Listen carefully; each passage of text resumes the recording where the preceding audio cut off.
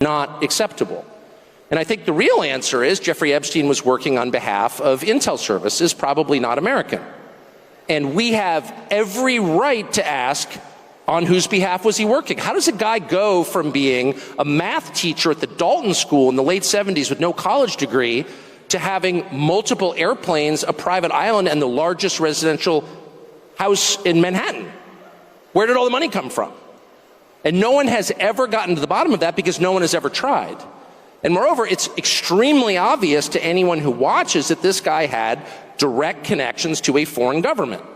Now, no one's allowed to say that that foreign government is Israel because we have been somehow cowed into thinking that that's naughty.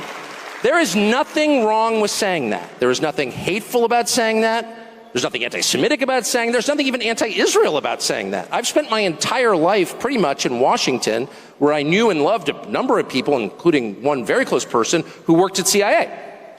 That has never prohibited me from saying, I think the CIA has done some horrible things, murdered a bunch of people, participated in the murder of a sitting US president.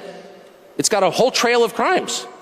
That doesn't make me a disloyal American. It doesn't make me anti-American in any sense. I was born here. My family's been here for hundreds of years. I love this country. That's why I live here. So criticizing the behavior of a government agency does not make you a hater. It makes you a free person. It makes you a citizen. You're allowed to do that because you're not a slave. You're a citizen.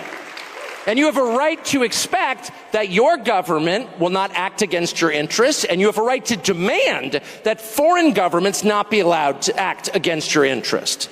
That's not creepy. It shouldn't be forbidden.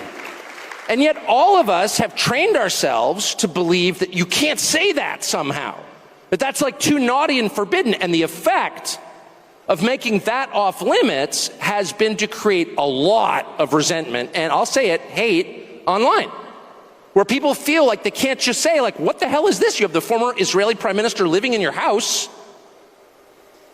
You have had all this contact with the foreign government. Were you working on behalf of Mossad? Were you running a blackmail operation on behalf of a foreign government? By the way, every single person in Washington, D.C. thinks that. I've never met anyone who doesn't think that. I don't know any of them that hate Israel, but no one feels they can say that. Why?